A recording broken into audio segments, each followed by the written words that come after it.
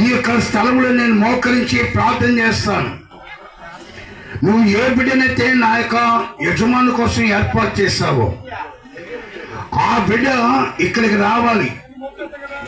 నా యొక్క ఒంటెలకు నీళ్లు చేరిపోయాలి, నాకు నీళ్లు చేరిపోయాలి. ఆ బిడ్డని ఇక్కడ తీసుకొని రమ్మని చెప్పి అక్కడ ప్రమాణము ఏలియాజు మోకరించి ప్రార్థన చేస్తాడు, ఒంటెలు కూడా మోకరించి ప్రార్థన చేస్తాడు. ఆ కండిషన్ రెండోదిగా కండిషన్. మూడోది ఏంటంటే కమ్యూనికేషన్.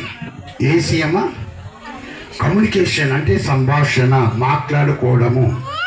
రిబ్కా అక్కడ రావడం జరుగుతుంది.